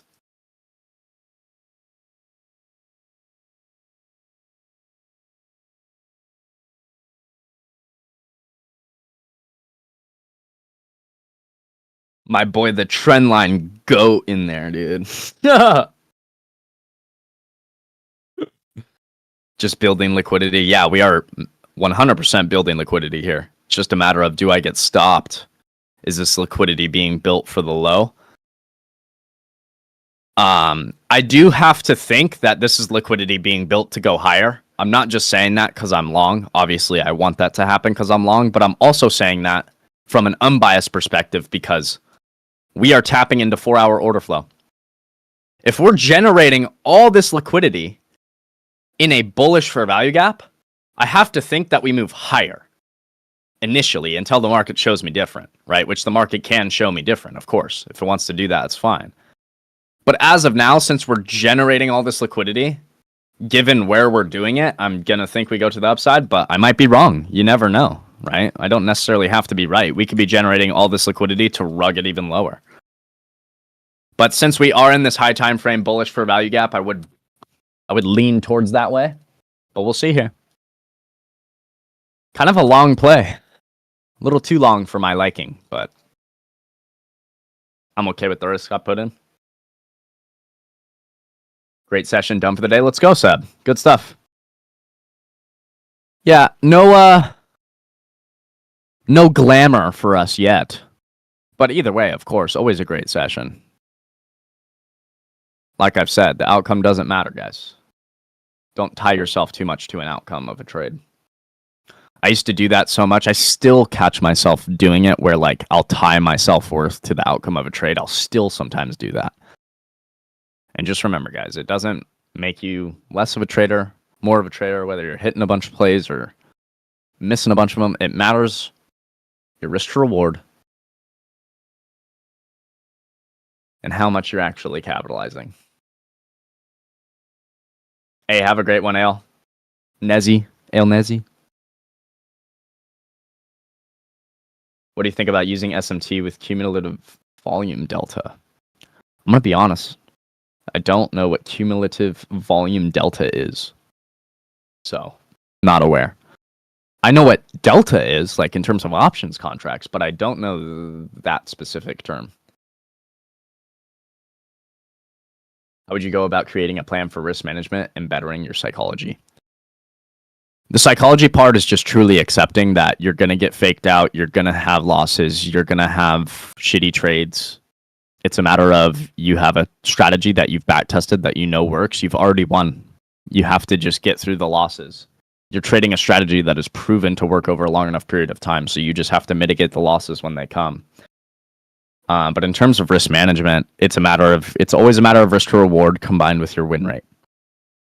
So win rate to me doesn't matter at all because I'm always trading a positive risk to reward ratio.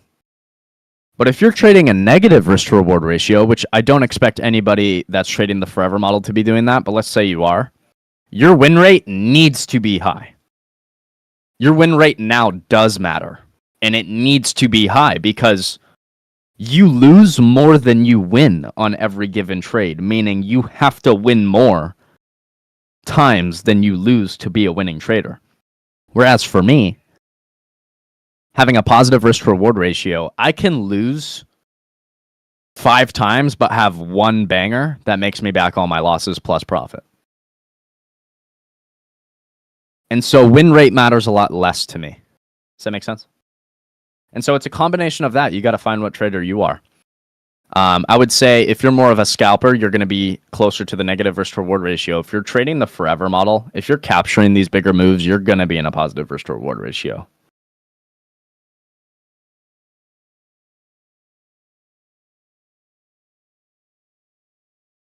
Running around. London town. Mm-hmm. Thank you. I got my country rolling this morning. Wait, can you guys hear the music?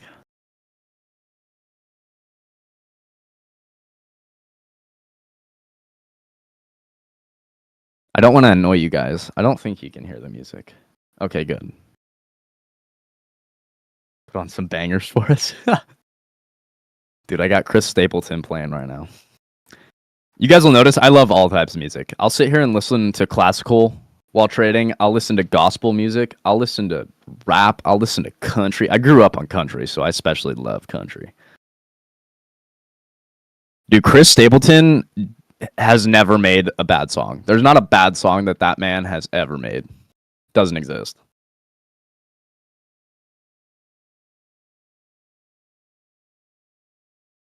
Would you enter now?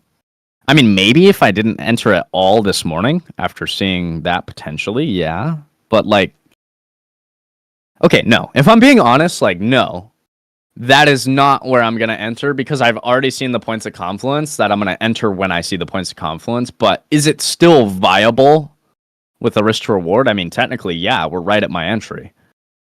So technically, in terms of an entry price, it's still viable. But like the actual entry model happened a while ago.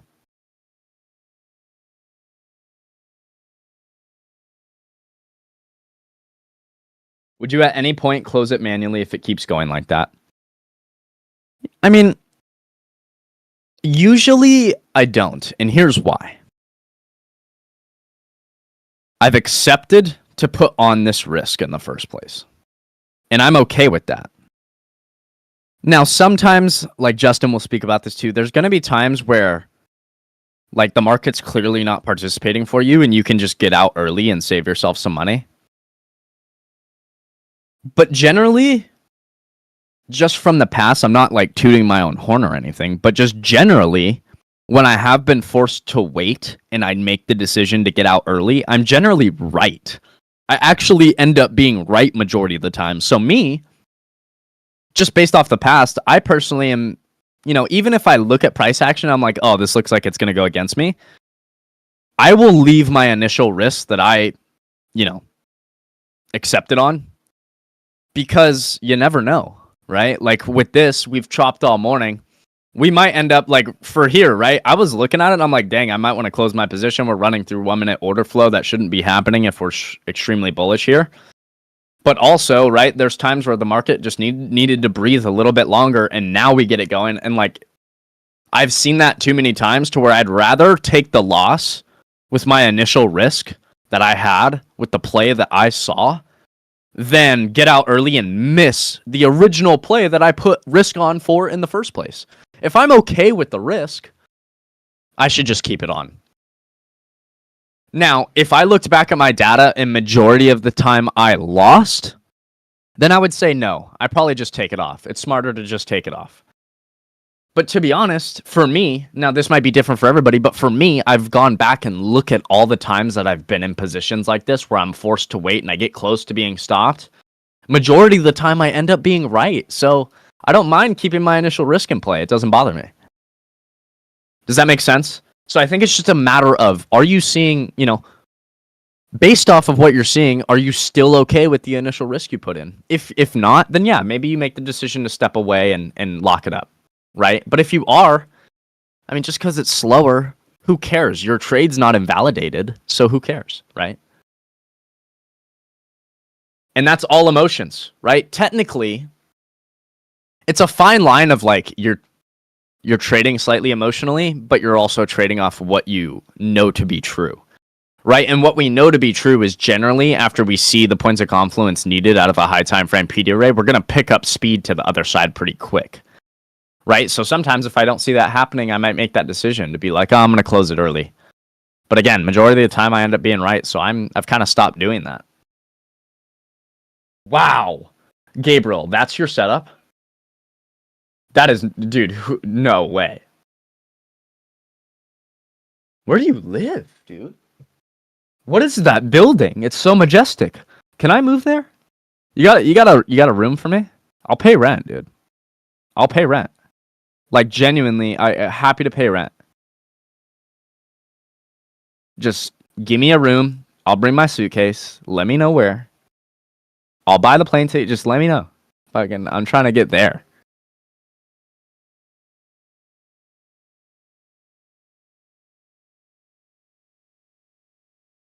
Bro wants to trade with.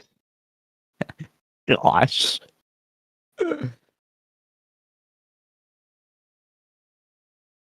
Oh my gosh. The chat. Oh, I'm dead.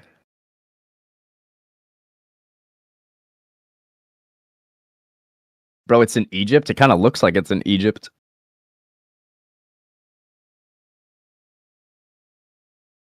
The colors of the building are so majestic.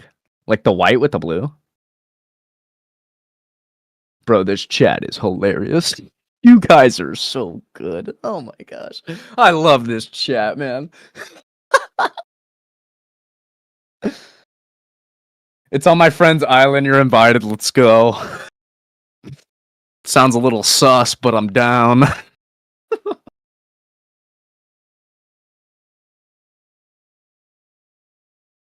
That was such a Justin's laugh. You guys are You guys are funny. Time to get stopped? That might be the momentum that finally gets us. This has been a hell of a morning trade, man. Been a long one for sure.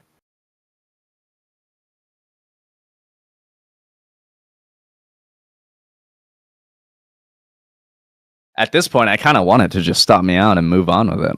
Like, how many times are we gonna go back and forth here? What are they gonna put in another SMT here? Oh my gosh, this is brutal. This is brutal.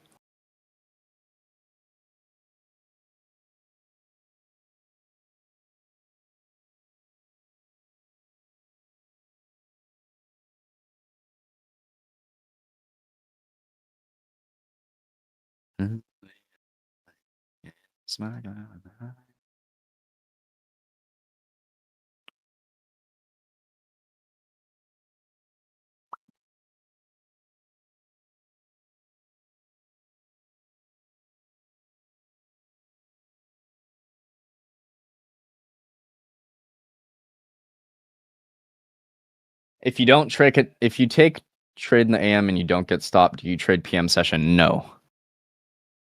This is how it goes, guys. W on the day equals done for the day. 1 loss and 1 W on the day equals done for the day. No matter if I made back a portion of my losses, all my losses, break even, doesn't matter, done for the day. If I take 2 losses, done for the day. A lot of the time, if I take 1 loss, I'm done for the day, like today will be. If I take this loss here, I will be done completely for the day.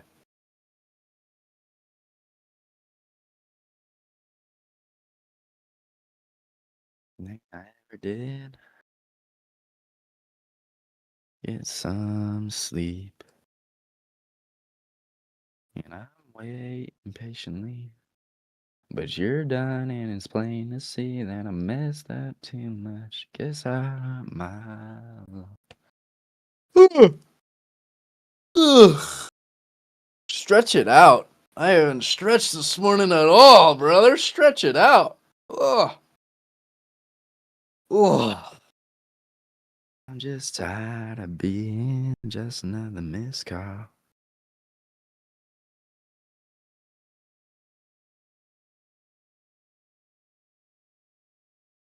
Order filled. Bang! Stopped on that one. It was a good try for the morning play.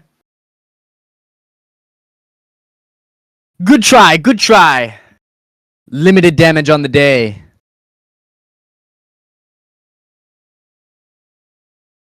Can't get me to leave. Thing to do with me. Hit me where it hurts. I'm gonna post this to the Discord real quick. Patiently. But you're done, and it's plain to see that I messed up too much. Guess I cut my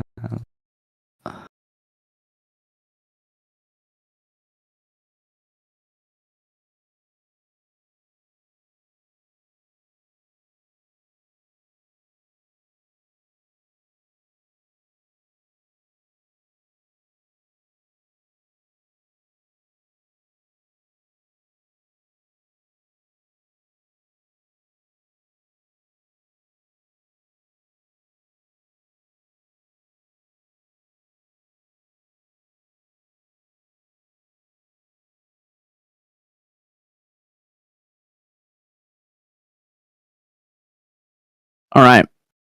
Just posted that in the Discord.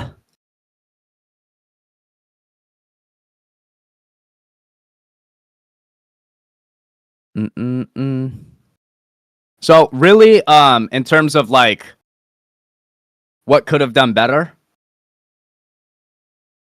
really nothing could have done better in my opinion. Except for the fact of like just sheerly identifying that it's a slower day and how we did put in this SMT. But there's definitely, like, given the past week, we had this same setup where we had potential like SMT at highs, but we're getting delivery from a higher time frame PD array and end up going higher. So either way, I'm happy with that. I would just say, obviously, price efficiency has told us this morning that like probably didn't want to be in the trade. That